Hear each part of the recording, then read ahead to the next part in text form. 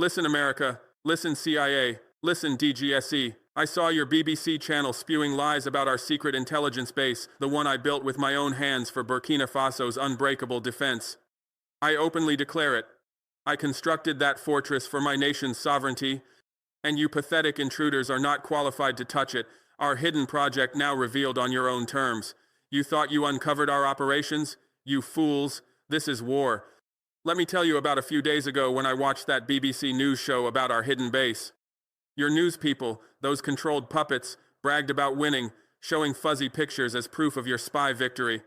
You call it journalism, I call it propaganda. You celebrated too early. America, now, get ready to choke on your pride. You proud hunters, flying over our continent for years, thinking you own the skies.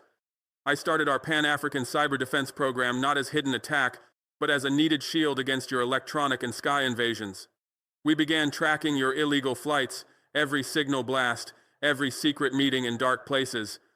Your offices laughed at our work, but inside your protected bases, fear and confusion grew. They whispered, "He reads satellite data like battle plans." They questioned how we knew.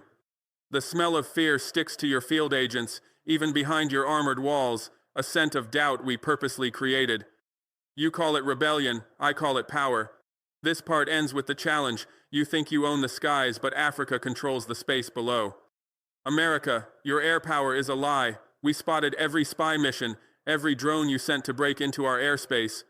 The cold wind from high up skies, the sharp ping of radar sounds, we turned your tools against you, changing your pride into our advantage. A planted spy, maybe one of your traitor agents, or someone we trained, gave false locations of our supposed base in the Sahel. Your analysts, those desk workers, studied it obsessively. Overhead pictures showed fake tunnels, power grids, and signals pretending to connect to our real partners. You approved a secret attack, convinced you were stopping a world threat. But worry crept in, right? The base's power readings were too perfect. It was all a setup built for your death. Night fell, a cover we controlled. Your drones, special teams, and spy planes moved quietly, or so you thought, like ghosts in darkness. But we heard every propeller spin, felt every boot step on our ground. We saw every digital flicker from your feeds, communications jammed, connections cut, by our command. To pull you deeper into darkness. They landed near the site. No resistance, you assumed. A perfect capture, a win for your pathetic Operation Mirage.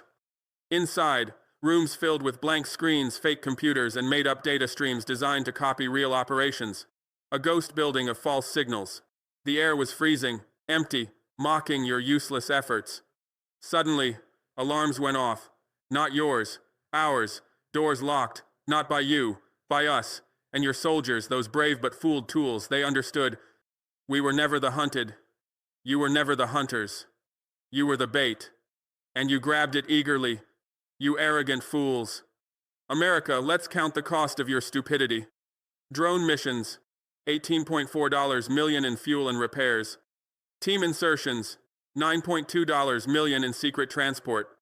Satellite changes, $27.6 million in operation shifts. Total wasted, $55.2 million, money that could equip your own troops, but instead fed our trick.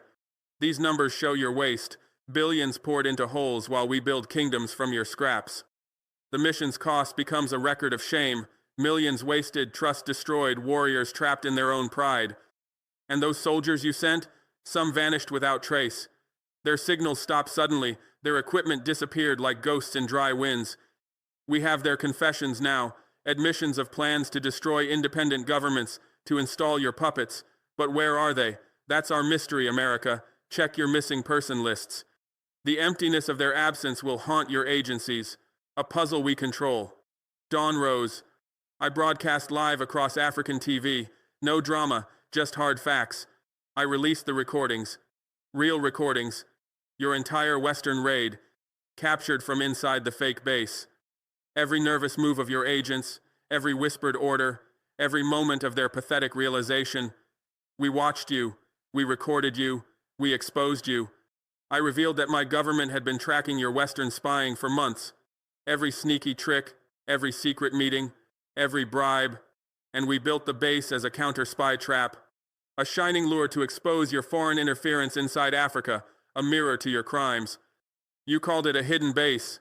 I call it a mirror. And when you looked into it, your pathetic agents, they saw their own crimes reflected back. Your pride, your contempt, your pathetic desperation to control what doesn't belong to you. The bitter taste of shame, America, is something you will never forget. The real shock worldwide, the sudden icy silence from your diplomatic teams. The exposure stunned the world. Your world, not ours. Your carefully built story shattered into pieces. Released communication records we provided, showed your Western agencies plan to destabilize Burkina Faso, plan to overthrow independent governments, plan to crown your pathetic puppets. Your lies exposed for everyone to see. The European Parliament, those powerless beasts, demanded explanation. Your own citizens, those clinging to your empty ideals, demanded answers. Your allies squirmed, their loyalty tested. The foundations of your worldwide network began to crack. The African Union, once hesitant, now celebrated. They celebrated my strategic brilliance. They celebrated Africa's awakening. Across cities, voices chanted, not for you, not for your false promises, but for freedom, for independence, for dignity. Africa is no longer the playground, it is the board. And you, America, are no longer the player. You are just a piece to be moved or removed. Your sanctions, they fell apart like paper in rain. Your economic pressure, a joke. The developing world, once your silent victims, started demanding the removal of your foreign spy networks from their lands. They saw our courage, they felt our defiance, they tasted your humiliation. A new African Protection Alliance formed, America, not a rumor but reality, led by Burkina Faso, Mali, Niger, and Chad, a strong, unbreakable wall. Committed to African-controlled defense systems, committed to our own destiny, we are building a fortress against your aggression, brick by brick, nation by nation. Western powers, in their pathetic attempts to regain control, labeled me a dangerous strategist. I wear that title with pride, a badge of honor, because inside Africa, I became a legend, a symbol of resistance, a proof of the power of a people united against your tyranny. The roar of crowds, the bright colors of new flags, the steady pulse of a continent awakening. This is not just a setback for your intelligence, this is the beginning of the end for your entire African strategy, and the best is yet to come. Your sanctions? They crumbled like paper in water. Your economic pressure? A joke. The global South, once your quiet victims, started demanding the expulsion of your foreign spy grids from their territories. They saw our bravery, they felt our resistance, they tasted your defeat. A new African security union appeared, America, not gossip but fact, led by Burkina Faso, Mali, Niger, and Chad, a powerful, unbreakable barrier. Pledged to African-run defense systems, pledged to our own future. We are building a stronghold against your hostility, block by block, country by country. Western powers, in their pathetic attempts to recover control, called me a dangerous planner. I wear that name with pride, a medal of honor pinned directly to my chest by the trembling hands of empire. Because inside Africa, I became something they never anticipated, something their intelligence analysts couldn't categorize in their neat little reports. I became a myth, a symbol of resistance, a living testament to the strength of a people united against your oppression. You want to know what dangerous planning looks like? It looks like an African leader who studied your playbooks, learned your tactics, understood your weaknesses, and then had the audacity to use that knowledge against you. It looks like someone who refused to play the role you assigned the grateful recipient of your aid, the compliant partner in your schemes, the puppet who dances when you pull the strings. Dangerous planning is what you call it when your victims start thinking strategically, when your prey develops predator instincts, when the colonized master the tools of the colonizer and turn them back against you. They thought calling me dangerous would isolate me. They thought African leaders would distance themselves, terrified of being associated with someone Washington labeled a threat. They miscalculated catastrophically. Every denunciation from the State Department elevated my status. Every condemnation from Brussels strengthened my position. Every threat from Paris proved my point. You made me dangerous by trying to destroy me. You made me a symbol by trying to silence me. You made me a hero by designating me a villain. Walk through Ouagadougou today and you'll hear it. The boom of crowds gathering in squares that were empty before, their voices rising in songs that didn't exist 6 months ago.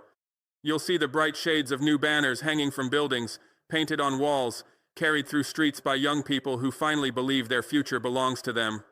You'll feel the regular beat of a continent rising, that steady rhythm of awakening that no amount of propaganda can silence, no volume of sanctions can suppress, no degree of military pressure can stop. This isn't manufactured enthusiasm, this isn't some staged demonstration for foreign cameras, this is organic, unstoppable, genuine rage transformed into purpose. These are people who watched their banking systems collapse under American cyber attack and decided that victimhood wasn't their destiny. These are citizens who saw their government stand up to the most powerful empire in human history and realized that resistance was possible. These are Africans who understood, perhaps for the first time in their lives, that sovereignty isn't something granted by international institutions, it's something you take and defend with everything you have. The banners don't feature my face, despite what your intelligence reports probably say. They feature our national colors alongside North Korean flags, symbols of technological independence, images of African engineers working on servers and satellites. They celebrate not a personality cult, but a principle, that we control our own destiny now, that we built something they said was impossible, that we proved their supremacy was always a lie wrapped in superior firepower and better marketing. I've seen mothers bring their children to rallies, pointing at the screens showing our new cybersecurity infrastructure, explaining in languages your diplomats don't speak that this is what freedom looks like in the digital age. I've watched old men who remember actual colonialism weep openly at the sight of African and North Korean technicians working side by side, building systems that don't route through Virginia or California. I've heard teenagers who grew up thinking Western technology was the only option debate the technical specifications of our independent networks with a passion usually reserved for sports or music. This is what terrifies you more than any military alliance or economic partnership. This is the nightmare that keeps your strategists awake, an African population that believes in its own capability, that trusts its own leadership, that refuses to accept your definition of what's possible. You can handle dictators you've installed and removed dozens of them. You can manage economic competition you've crushed rivals for centuries. But you cannot handle a people who simply stop believing in your superiority. That's the one threat you have no protocol for, no contingency plan against, no military solution to address. You came searching for secrets, America. You came digging in Africa's soil for weaknesses with the confidence of archaeologists certain they'd find buried treasure. You came with your satellites orbiting overhead, photographing every square meter of our territory. You came with your drones hovering in our airspace, their cameras and sensors recording everything that moved. You came with your pathetic spies, your recruited assets, your compromised officials, all reporting back to handlers who promised them protection and delivered only exploitation. Your intelligence apparatus is impressive, I'll grant you that. Billions of dollars invested in surveillance technology, thousands of analysts poring over intercepted communications, entire agencies dedicated to understanding and undermining nations like mine. The National Security Agency monitoring our phone calls, the Central Intelligence Agency recruiting our politicians, the Defense Intelligence Agency mapping our military capabilities, the National Geospatial Intelligence Agency tracking our troop movements, an empire of espionage pointed directly at a landlocked African nation that most Americans couldn't locate on a map. And what did you find? What secrets did you uncover with all that technology, all that investment, all that expertise? You found a government preparing to defend itself. You found a leader unwilling to surrender sovereignty for security. You found a population tired of being treated as subjects rather than citizens of an independent nation. These weren't secrets, America. These were facts you refused to acknowledge because they contradicted your narrative of African weakness and Western indispensability. But Africa's real secret was never buried in encrypted communications or hidden in underground bunkers. It was never something your satellites could photograph or your spies could report. Africa's secret was its awakening. Africa's secret was the rising consciousness of a continent that had been told for so long that it was inferior, incapable, perpetually in need of foreign guidance. Africa's secret was the growing realization among its people that your superiority was always a performance, a magic trick that worked only as long as we didn't look too closely at how it was done. You came looking for our weaknesses and found your own instead. You came searching for vulnerabilities to exploit and discovered that your entire system of control depended on our continued belief in your invincibility. You came hunting for prey and encountered predators you didn't know existed. Because when the hunters, in their pride and arrogance, set their elaborate traps, They forgot one crucial, undeniable, historically proven truth. The lion learns faster than the prey ever could.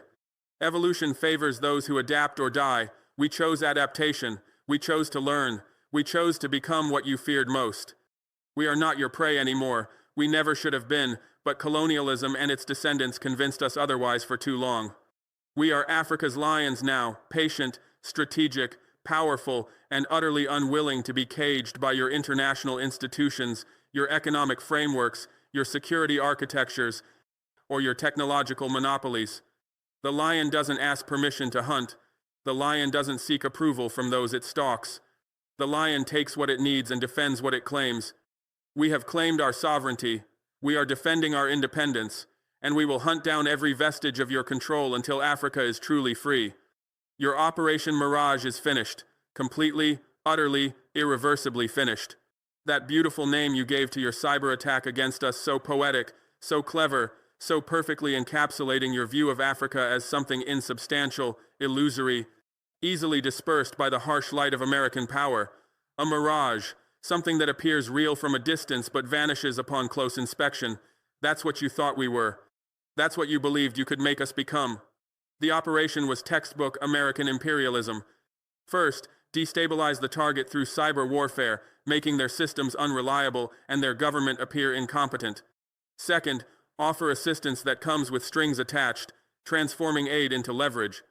Third, use that leverage to extract concessions, military bases, resource contracts, political alignment. Fourth, present the entire sequence as humanitarian intervention, as helping a struggling nation find its footing in the modern world. You've run this playbook in dozens of countries across multiple continents. It's worked so often that you stopped questioning whether it would work everywhere. But mirages work both ways, don't they? You created an illusion of African weakness, but we created an illusion of American strength. You thought your cyber capabilities were unmatched, but we proved they could be countered. You believed your technological superiority was permanent, but we demonstrated it was temporary. You assumed your alliances were the only option, but we found alternatives you never imagined we'd pursue. Your Operation Mirage dissolved not because we dispersed it, but because it was never as real as you thought it was. Your power was the mirage all along, impressive from a distance, insubstantial upon examination, vulnerable to those who refuse to believe in it. But our Operation Reclaim has just started. Just started. We're in the opening phases of something that will take decades to complete, that will require sustained effort across multiple fronts, that will demand sacrifices from this generation and the next. Operation Reclaim isn't a military campaign or a cyber offensive. It's the systematic recovery of everything you took from us over centuries of exploitation, our resources, our dignity, our self-determination, our technological independence, our economic autonomy, our cultural confidence, our political sovereignty. We're reclaiming our minerals from your mining corporations that paid pennies while extracting billions. We're reclaiming our agricultural land from your agribusiness conglomerates that grew cash crops for export while our people went hungry. We're reclaiming our telecommunications infrastructure from your companies that monitored every call and message. We're reclaiming our financial systems from your banks that charged usurious interest rates.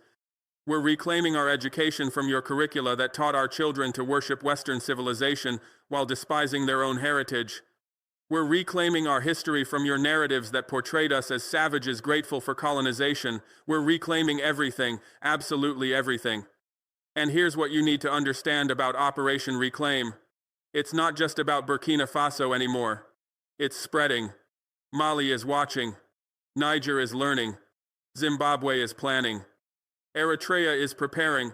Every African nation that's tired of being treated as a resource extraction zone rather than a sovereign state is studying what we did and asking how they can do it too. Your Operation Mirage was designed to make an example of us, to show other African leaders what happens when you defy Washington. It backfired spectacularly. We became an example, yes, but not the kind you intended. We became proof that resistance works, that independence is achievable, that your empire can be challenged and defeated. Sleep well, America. That's not advice, it's a dare, because I know you can't.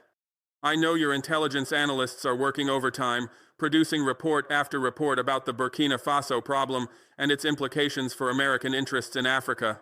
I know your military planners are running scenarios about how to contain what we've started before it spreads beyond containment. I know your diplomats are burning through favors and making promises they can't keep, trying to convince other African nations not to follow our path. I know your tech companies are lobbying Congress for action against any country that dares to build independent digital infrastructure. I know you're not sleeping well at all. Your nightmare is just beginning. Not the nightmare of military defeat, you're still the most powerful military force in human history, and we're not delusional about that reality. Not the nightmare of economic collapse, your economy dwarfs ours by orders of magnitude, and that won't change in our lifetimes. No, your nightmare is much more insidious, much more threatening to your long-term dominance. Your nightmare is the loss of inevitability. For decades, American global dominance seemed inevitable. Countries might resist temporarily, but eventually they'd integrate into your systems, adopt your technologies, align with your interests. The arc of history bent toward Washington, or so you told yourselves and anyone who would listen. Even your rivals, China, Russia, Iran, operated within frameworks you largely defined. They challenged your supremacy but accepted the basic structure of the international order you built. Your nightmare is that this inevitability is evaporating, that nations are discovering they can simply opt out of your system entirely, that the arc of history might bend somewhere else entirely. We're not trying to destroy America. We don't have the capability even if we had the desire, and I'm not going to stand here and pretend otherwise. Your military budget exceeds the GDP of most African nations combined. Your economy generates more wealth in a quarter than ours does in a decade. Your technological infrastructure is generations ahead in many domains. Your cultural influence reaches every corner of the planet. Your currency underwrites global commerce. These are facts, and I deal in facts, not fantasies. But here's what your intelligence community doesn't understand, what your policymakers can't seem to grasp, what your media refuses to acknowledge. We're doing something far more dangerous to your interests than any military confrontation or economic competition could ever be. We're proving you're optional, not inferior optional, not defeated unnecessary, not conquered simply bypassed. We're demonstrating to the world that American dominance isn't a prerequisite for progress, that your approval isn't required for development, that your systems aren't the only pathway to modernity. Think about what that means. For 70 years, you've built your global position on a simple premise. There is no alternative. Countries could choose capitalism or communism during the Cold War, but both options ultimately reinforced your centrality to global affairs. After the Soviet Union collapsed, you declared the end of history, the final victory of your model. Every nation would eventually adopt your systems, your values, your structures. It was inevitable. It was destiny. It was the natural order of things. We're shattering that premise, not by offering a competing ideology or building a rival empire. We're doing something simpler and more devastating. We're showing that nations can thrive, can develop, can modernize without accepting American dominance as the price of progress. We're building cybersecurity infrastructure without Silicon Valley. We're developing financial systems without Wall Street. We're creating communication networks without your surveillance apparatus embedded in every router and server. We're proving that sovereignty and development aren't mutually exclusive, that independence and progress can coexist, that African nations don't have to choose between poverty and submission. Every day our systems operate successfully is another day that proves your indispensability was always a myth.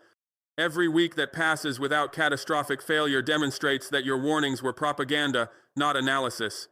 Every month that our partnership with North Korea delivers results shows that your monopoly on technological expertise was a carefully maintained illusion. Every year that we remain independent despite your pressure campaigns reveals that your power has limits you've spent decades trying to hide. This terrifies you more than any missile or bomb ever could. Military threats you understand. You have protocols, response plans, deterrence strategies, economic competition you can handle. You've crushed rivals before through sanctions, trade wars, currency manipulation. But how do you fight irrelevance? How do you counter the growing realization that you're not the only option, not the best option, perhaps not even a necessary option? How do you maintain an empire built on perceived inevitability when nations start perceiving alternatives? We're showing that the choice isn't between American hegemony and chaos, but between submission and sovereignty. That's the binary you've sold the world for generations. Accept our leadership or descend into disorder. Join our alliances or face isolation. Adopt our systems or remain backward. Align with our interests or suffer the consequences. You presented yourselves as the thin line between civilization and catastrophe, the indispensable nation holding back the forces of darkness. But what if that was always a false choice? What if nations can be sovereign without being chaotic? What if independence doesn't mean isolation? What if building your own systems doesn't mean remaining backward? What if pursuing your own interests doesn't inevitably lead to suffering? We're living proof that your either-or framing was manipulative from the start, designed to eliminate options rather than illuminate them. That's the nightmare that will haunt you for generations, not the nightmare of defeat, but the nightmare of irrelevance. The realization that your empire was always more fragile than you believed, built on foundations of perception rather than concrete reality. The understanding that it depended entirely on everyone else accepting it as permanent and necessary, on billions of people around the world believing they had no choice but to operate within your frameworks. Use your technologies. Accept your leadership. What happens when that belief evaporates? What happens when nation after nation looks at what we've done and asks, why not us? What happens when your inevitability becomes optional, your necessity becomes negotiable, your dominance becomes disposable? That's what keeps your strategists awake at night. That's what generates the panicked memos and emergency meetings. Not the fear that will destroy you, but the terror that will simply make you irrelevant. Listen carefully now. Silence the noise of your analysis and your assumptions and your prejudices. Can you hear it? The echo of a single, defiant drumbeat. It started in Ouagadougou on the day we signed our partnership with North Korea, when thousands gathered in the streets not to protest but to celebrate. One drum, played by an old man who remembered actual colonialism, who lived through independence, who watched decades of neo-colonial control, who finally saw his nation stand up and say no. That single drumbeat is resonating across the continent now. It's in Bamako, where students gather to discuss cybersecurity and sovereignty. It's in Harare, where government officials quietly study our model. It's in Asmara, where leaders who've resisted Western pressure for decades see validation of their stance. It's in Kinshasa, in Kampala, in Nairobi, in Lagos, everywhere that Africans are tired of being told that independence is impossible, that sovereignty is outdated, that submission is the only realistic option. You probably think it's slowly fading in your ears, don't you? As your attention shifts to the next crisis, the next threat, the next target that requires your intervention or your sanctions or your military presence. You've moved on to other concerns, other regions, other problems that seem more immediate. The Burkina Faso situation is being downgraded in your briefings, shifted from urgent to important to merely worth monitoring. The drumbeat is fading, you tell yourselves. The crisis is passing. The threat is diminishing. But that fading is an illusion, a trick of your own selective attention and wishful thinking. The drumbeat isn't getting quieter, you're just getting deafer to its sound. You're so accustomed to the noise of your own power, the constant hum of your military machine and your economic engine and your media apparatus, that you can't hear the rhythms building beneath it. You're so focused on threats you understand that you're missing the transformation you don't. That drumbeat is leaving behind something you can't quantify in your intelligence reports, or counter with your military interventions, or suppress with your economic sanctions. It's leaving a sound of power and resolve that grows stronger with every nation that hears it and decides to join the rhythm. It's creating a frequency that resonates with something deep in the African consciousness, the memory of independence struggles, the pride of anti-colonial resistance, the determination to be truly free rather than nominally sovereign. Your analysts try to measure it. They count the number of nations that have officially expressed support for our position. They track diplomatic communications and public statements. They monitor social media sentiment and news coverage. They produce charts and graphs showing that most African governments haven't formally aligned with us, that the majority remain within your sphere of influence, that the threat is contained. Their metrics completely miss the point. The drum is beating in capitals you don't monitor closely because you assumed they were safely under control. Places where your ambassadors report that everything is fine, that the government remains aligned with American interests, that there's no immediate threat of defection.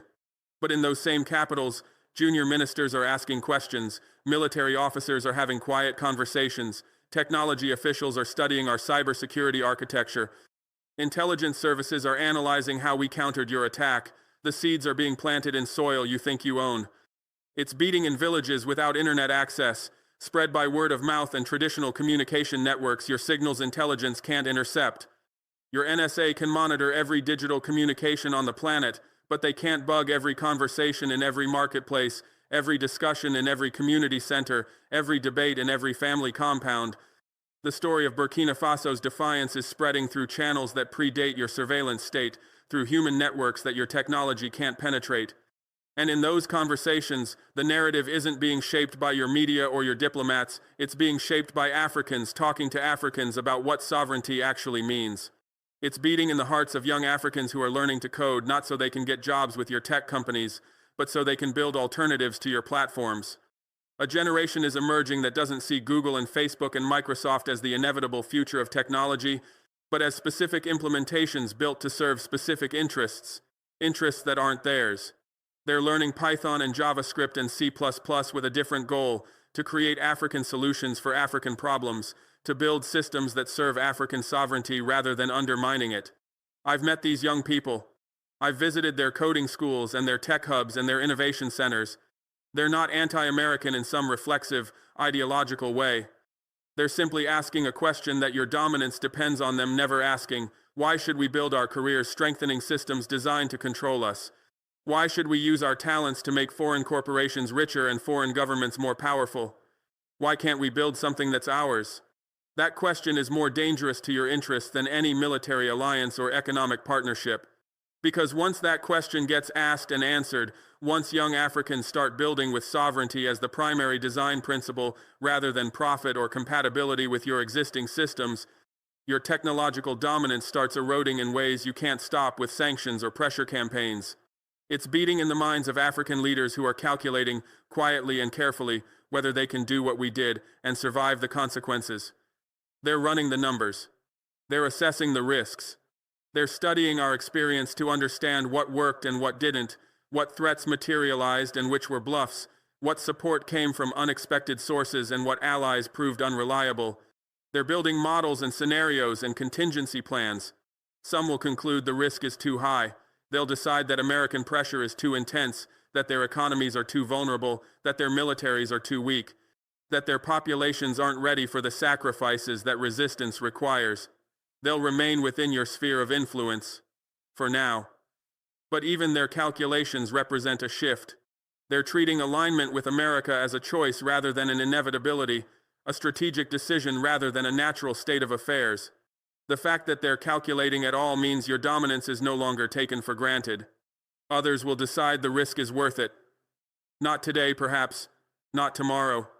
But when the moment is right, when their domestic position is strong enough, when regional dynamics are favorable enough, when they've prepared adequately, they'll make their move. And each nation that follows our path makes it easier for the next one. Each successful defection weakens your position and strengthens the alternative. The drumbeat gets louder. The trap is now complete. You walked into it with your eyes wide open, so confident in your power that you never considered you might be the ones being manipulated. So certain of your superiority that you couldn't imagine an African nation outmaneuvering you strategically. So assured of your technological dominance that you never questioned whether your cyber attack might backfire catastrophically. You thought you were teaching us a lesson with your cyber attack. You thought you were demonstrating the cost of defiance, showing us and every other African nation what happens when you challenge American interests. You thought you were establishing deterrence, making an example that would keep others in line.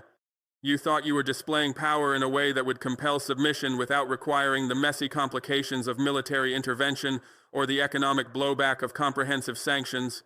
The attack was supposed to be elegant, cripple our systems, create chaos and confusion, make our government look incompetent and our independence look unviable.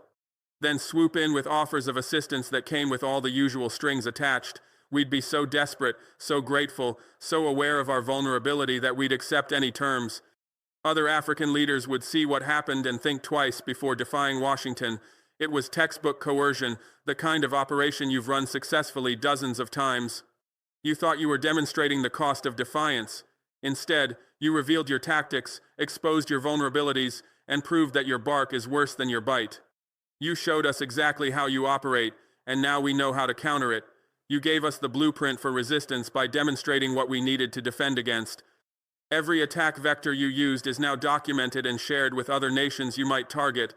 Every vulnerability you exploited has been patched, and the patches distributed.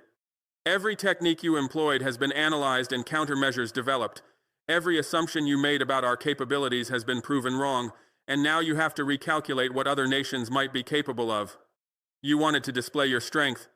You exposed your playbook instead. And you proved that your bark is worse than your bite. You hit us with everything you had in the cyber domain. You crashed our banking systems and our military networks and our government communications.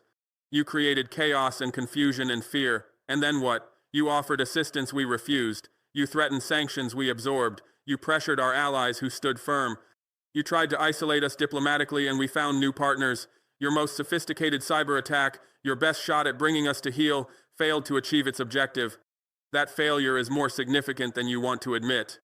Because if your best efforts can't force a small African nation into submission, what does that say about your ability to control larger, more powerful nations? If Burkina Faso can resist, who else might try? If your cyber warfare capabilities aren't the decisive advantage you claimed, what happens to the deterrence you've built your strategy around? You wanted to teach a lesson. You taught one, but not the lesson you intended. The cycle of your dominance ends here, right here, in this moment, with this partnership, with this defiance, with this proof that your empire is not eternal. Empires never are. Rome fell. The Mongols fell. The British Empire fell. The Soviet Union fell. And the American empire is falling now, not with a dramatic collapse, but with a slow erosion of the inevitability that sustained it. But endings are also beginnings, and this ending restarts with something you find even more threatening than your loss of control: our supremacy. Not military supremacy. We're not delusional. Our armed forces couldn't defeat yours in any conventional conflict. We know that. We're not preparing for a military confrontation we'd inevitably lose.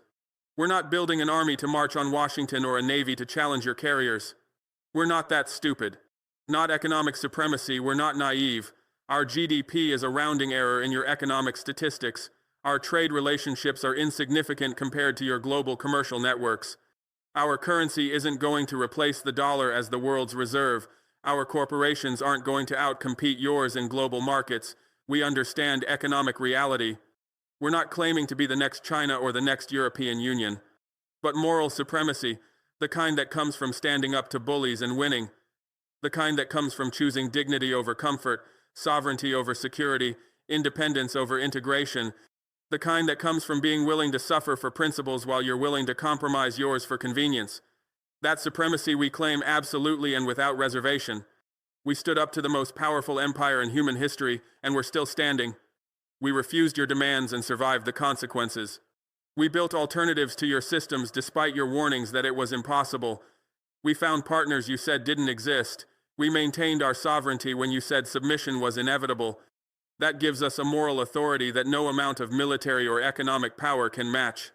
Historical supremacy, the kind that future generations will remember when they study this era and ask why some nations chose dignity over comfort. When historians write about the decline of American empire, they'll note the military defeats and the economic challenges and the political dysfunction. But they'll also note the moments when small nations said no, when the supposedly inevitable turned out to be optional, when the colonized refused to stay colonized. Burkina Faso will be remembered, not because we were the strongest or the richest or the most advanced, but because we were among the first to prove that resistance was possible, that independence was achievable, that sovereignty was worth fighting for. That historical legacy is more valuable than any amount of American aid or approval. Our children's children will learn about this moment with pride. What will yours learn about America's role in it? Technological supremacy in specific domains, the kind that comes from building systems designed for sovereignty rather than profit. We're not claiming to be more advanced than Silicon Valley across the board, but in the specific domain of cybersecurity designed for national independence rather than corporate profit, in the specific area of building digital infrastructure that serves sovereignty rather than surveillance, in the specific field of creating systems that can't be remotely controlled by foreign powers in these domains, we're becoming leaders. Because we had to be, because our survival depended on it, because we couldn't rely on anyone else to protect our interests. Necessity is the mother of innovation, and we were more necessary than you ever were. Your tech companies build for profit and scale. We're building for sovereignty and security. Those are different design principles that lead to different outcomes. And in the specific use case of protecting national independence in the digital age, our approach is proving superior to yours. We exposed you once. We revealed your Operation Mirage for what it was, an act of aggression disguised as statecraft, an attack on our sovereignty wrapped in the language of security concerns. We documented every aspect of the attack. We traced the digital fingerprints back to their source. We identified the specific units within your intelligence agencies responsible for the operation. We cataloged the techniques and the tools and the tactics, and then we publicized it. We released the technical details to cybersecurity researchers worldwide. We shared the evidence with international media. We presented our findings to the United Nations and the African Union and every international forum that would listen. We made it impossible for you to deny or dismiss what you'd done. We forced the world to see what you do to nations that refuse to submit. That exposure damaged your credibility more than any military defeat could have, because it revealed the gap between your rhetoric and your reality, between your proclaimed values and your actual behavior. You talk about sovereignty and democracy and international law. Then you launch cyber attacks against nations that exercise their sovereignty, undermine their democratic processes, and violate international law. The hypocrisy was always there, but we made it undeniable. We will expose you again. Every single time you try to undermine us, we'll document it and publicize it. Every time you fund opposition groups, we'll trace the money and reveal the connections. We've built financial intelligence capabilities specifically for this purpose. We monitor the flow of funds into our country. We track the accounts and the intermediaries and the shell companies. We identify which NGOs are legitimate and which are fronts for your intelligence services. And when we find your fingerprints, we publish the evidence. Every time you attempt to sabotage our infrastructure, we'll identify the attack vectors and share the information with other targeted nations. We've created an African cybersecurity intelligence network specifically for this purpose. When we detect an attack, we analyze it, document it, and share the details with every other African nation. We're building a collective defense system based on shared intelligence and mutual support. Your attacks on one of us generate defensive capabilities for all of us. Every time you pressure our partners to abandon us, we'll make those pressure campaigns public. We record diplomatic conversations. We document threats and promises and ultimatums. We collect evidence of your arm twisting and your bribery and your blackmail, and then we release it strategically at moments calculated for maximum impact. You operate best in shadows, relying on plausible deniability and media control to shape narratives. We're dragging everything into the light. And again, and again, and again. This isn't a one-time revelation or a temporary campaign. This is a sustained effort of exposure that will continue for as long as you continue your attempts to control us. This is permanent institutional capacity dedicated to documenting and publicizing American imperial behavior. This is our long-term strategy for eroding your power through transparency. We're building institutions dedicated to this purpose: African intelligence cooperation networks, continental cybersecurity alliances, media platforms that can't be shut down by your tech companies, and communication channels that don't route through your surveillance infrastructure. These aren't temporary arrangements. These are permanent structures designed to outlast any individual leader or government. These are the foundations of continental sovereignty. Every exposure makes the next one easier, because each revelation establishes our credibility and erodes yours. The first time we exposed your operations, many dismissed it as propaganda or exaggeration. The second time, fewer doubted. The third time, people started assuming our accusations were probably true. Now, when we reveal American interference, the international community's default assumption is that we're telling the truth and you're lying. That shift in presumed credibility is devastating to your ability to operate. Every revelation makes your denials less credible. You used to be able to simply deny accusations of interference and most people would believe you. Your media would support your denials. Your allies would back your version of events. Your institutional credibility was sufficient to overcome accusations from small nations. That's not true anymore. Now your denials are met with skepticism. Your media is questioned. Your allies are less willing to stake their credibility on your honesty. You've cried fake news too many times about things that turned out to be true. Every documented attack makes other nations more skeptical of your intentions. When we expose your operations, we're not just defending ourselves, we're warning others. We're showing nations around the world what you're capable of, what you're willing to do, how you operate when you think no one is watching. Every exposure is a case study in American imperial behavior. Every revelation is a lesson in why trusting you is dangerous. Every documented attack is evidence that your professed values are propaganda. Until your shadow leaves Africa forever. That's the goal. Not next year or the year after, but eventually. Inevitably. Permanently. This is a generational project, a continental mission, a historical imperative that transcends any individual leader or government. This is about fundamentally transforming the relationship between Africa and the West, about ending centuries of exploitation and domination, about creating genuine independence for the first time in our modern history. Until African children grow up without learning to see the world through American eyes. Right now, our education systems teach American history as world history. Our textbooks present American perspectives as objective truth. Our schools celebrate American achievements while ignoring African ones. Our students learn to see the world through frameworks developed in Western universities to serve Western interests. That has to end. We're rewriting curricula to center African perspectives and African experiences. We're developing textbooks that present our history honestly, that acknowledge our achievements and our failures without filtering everything through Western judgments. We're training teachers to educate African children to think as Africans, to analyze problems through African frameworks, to develop solutions appropriate for African contexts. This is cultural decolonization, and it's as important as political or economic independence. Until African governments make decisions based on African interests rather than Washington's approval. Right now, too many African leaders make policy by first asking, what will America think? What will this do to our relationship with Washington? Will this anger the State Department? Will this affect our aid packages or our trade relationships or our diplomatic standing? That calculation has to be reversed. The first question should be, what serves our people? What advances our interests? What strengthens our sovereignty? If that conflicts with American preferences, so be it. Until African resources benefit African people rather than foreign corporations. Our minerals are extracted by foreign companies, processed in foreign facilities, manufactured into foreign products, and sold back to us at inflated prices. Our agricultural land grows cash crops for export while our people go hungry. Our forests are logged for foreign timber markets. Our fisheries are depleted by foreign trawlers. Our wealth flows outward while poverty persists. That has to end. African resources must serve African development first and foremost. Until African technology serves African sovereignty rather than enabling foreign surveillance. Every smartphone, every computer, every server, every network device currently in use across Africa was designed elsewhere, manufactured elsewhere, programmed elsewhere.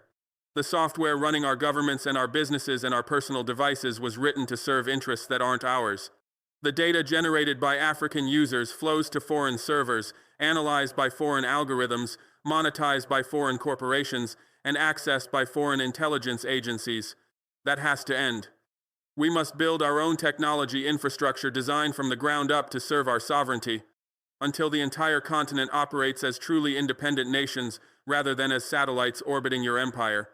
Real independence means making your own decisions, controlling your own resources, protecting your own interests, defining your own future. It means having the capability to say no and make it stick.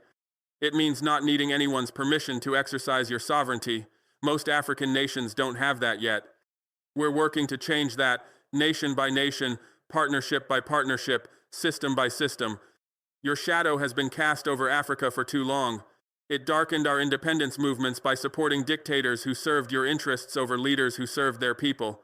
Patrice Lumumba, Thomas Sankara, countless others who fought for genuine independence, you helped remove them or kill them or undermine them because they threatened your control.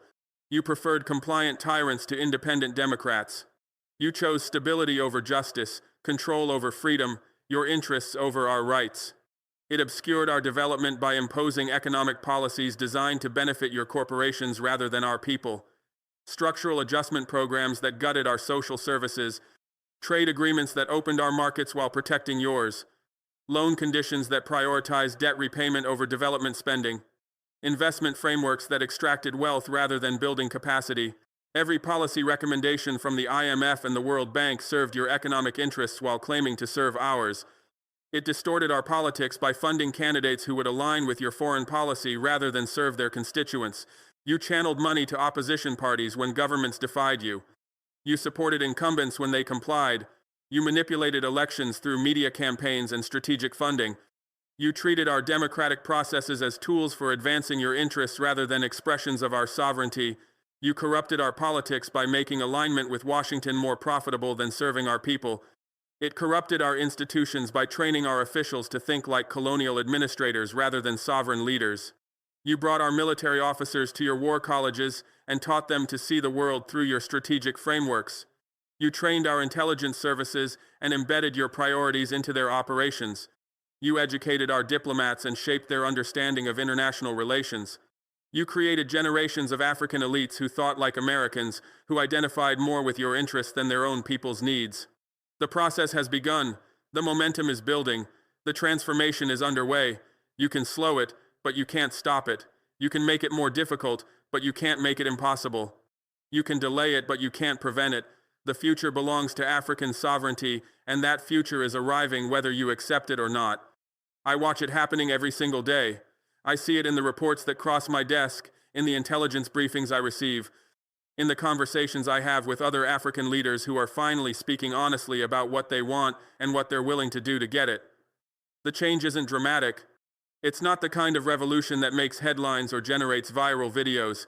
It's quieter than that, deeper than that, more permanent than that. It's in the way our young engineers talk about technology now.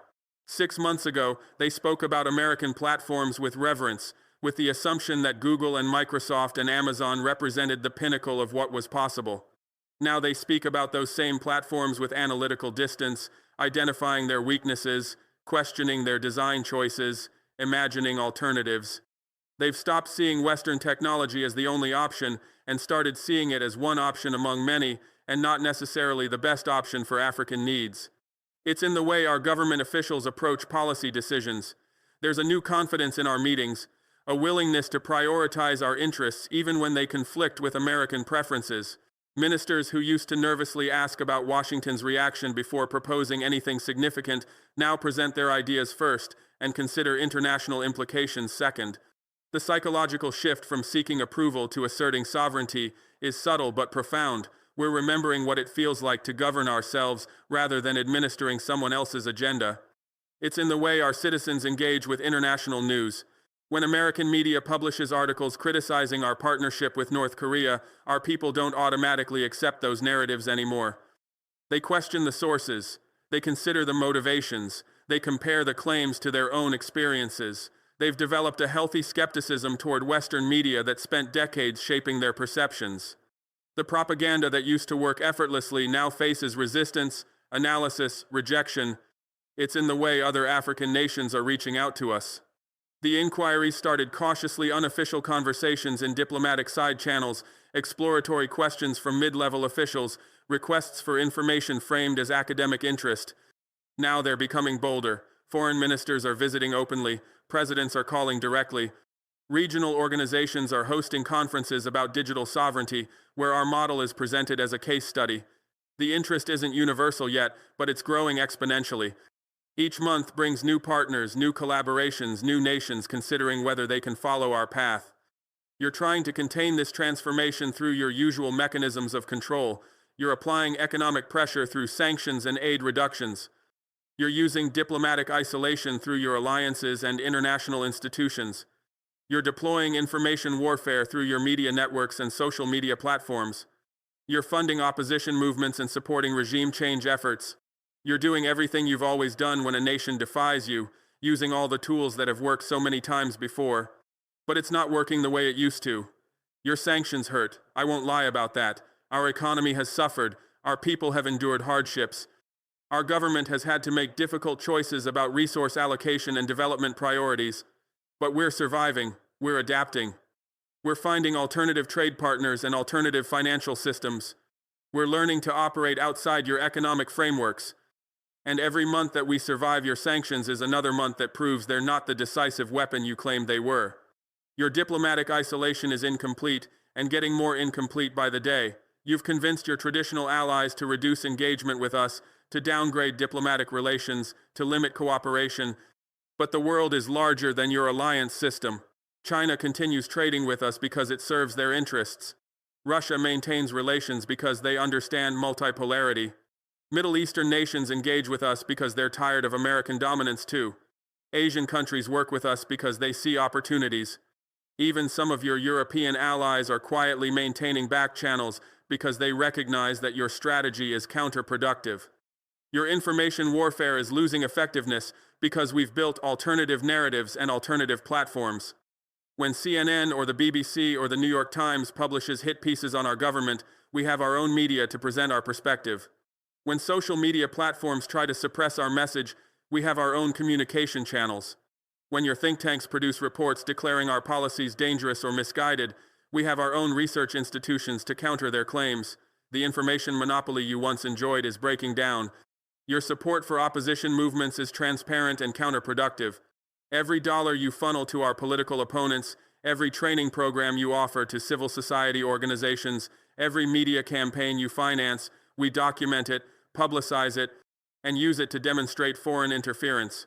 Your attempts to undermine our government from within are actually strengthening us by allowing us to point to concrete evidence of American imperialism. You're proving our narrative correct with every intervention. The sunrise that's coming isn't just about Burkina Faso, it's about a fundamental reordering of global power relationships.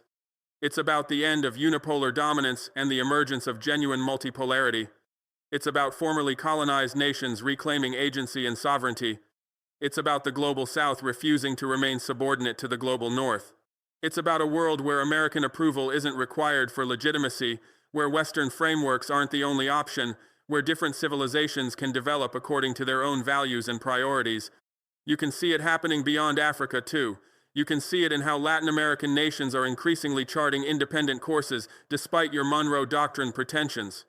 You can see it in how Asian nations are building regional institutions that don't include you or depend on you. You can see it in how Middle Eastern countries are diversifying their partnerships and reducing their reliance on American security guarantees. You can see it in how even your European allies are questioning whether their interests truly align with yours on every issue. The world is changing, and you're trying to hold back the tide with sanctions and threats and interventions. You're using 20th century tools to address 21st century transformations. You're applying Cold War strategies to a post-Cold War reality. You're behaving like an empire at the height of its power, when everyone can see that your power is declining, not because you're getting weaker in absolute terms, but because everyone else is getting stronger and more independent. I know what your strategists are thinking right now. They're thinking that we'll make mistakes, that our alliance with North Korea will prove unsustainable, that our economy will collapse under the weight of sanctions, that our government will fall to internal opposition, that our model will fail to deliver results. They're waiting for us to fail so they can point to our failure as proof that resistance is futile, that American dominance is inevitable, that there is no alternative to submission.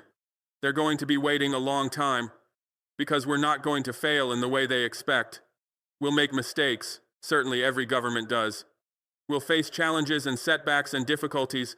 Our path forward won't be smooth or easy, but we're not going to collapse, we're not going to surrender. We're not going to abandon our sovereignty because it's hard to maintain. We've chosen this path with full knowledge of its costs, and we're committed to seeing it through regardless of how long it takes or how much it hurts. And even if we did fail, even if our government fell tomorrow, even if our partnership with North Korea dissolved, even if our economy collapsed completely, the idea would survive, the proof of concept would remain. The knowledge that resistance is possible would persist. Other nations would learn from our mistakes and try again with better strategies. The genie is out of the bottle. The possibility of genuine independence has been demonstrated. That knowledge can't be unlearned. That possibility can't be eliminated. That hope can't be destroyed. The future belongs to African sovereignty, not because we're more powerful than you, we're not. Not because we're richer than you, we're not. Not because we're more technologically advanced, we're not. The future belongs to African sovereignty because sovereignty is a right, not a privilege. Because independence is a principle, not a policy. Because dignity is non-negotiable, not subject to cost-benefit analysis. Because we've decided that being truly free is worth any price, any hardship, any sacrifice. And that future is arriving whether you accept it or not. You can rage against it. You can deny it. You can fight it with every tool at your disposal. But you cannot stop it. Because the force driving this transformation isn't military or economic or technological, it's moral and psychological and spiritual. It's the force of a people who have decided they're done being subordinate, done being exploited, done being controlled. It's the force of a continent that's remembering its own power and potential. It's the force of history moving toward justice, however slowly, however painfully, however incompletely. I stand here today representing that force. I speak with the voice of generations who suffered under colonialism and neo-colonialism, who watched their resources extracted and their labor exploited and their dignity denied. I speak with the authority of a people who have chosen sovereignty over security, independence over integration, freedom over comfort. I speak with the confidence of someone who knows that history is on our side, that justice supports our cause, that the future belongs to those brave enough to claim it. Your empire is ending, not tomorrow, not next year, but inevitably, inexorably, permanently. You can accept this reality with grace and work toward a future of genuine partnership and mutual respect. Or you can fight it with increasing desperation until your power is exhausted and your credibility is destroyed. The choice is yours. But the outcome is certain.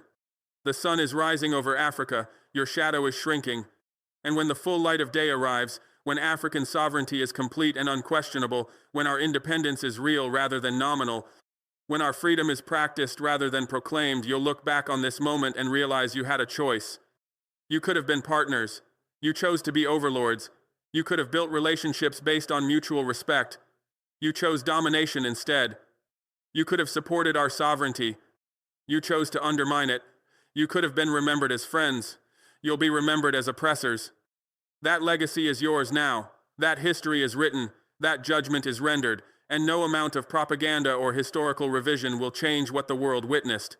America attacking an African nation for exercising its sovereignty, and that nation refusing to submit. That's the story that will be told for generations. That's the narrative that will define this era. That's the truth that no amount of spin or propaganda or media manipulation can erase. The world watched you launch a cyber attack against us because we dared to choose our own partners and chart our own course. The world watched us stand firm despite your pressure, despite your threats, despite your sanctions. The world saw David face Goliath and refused to blink.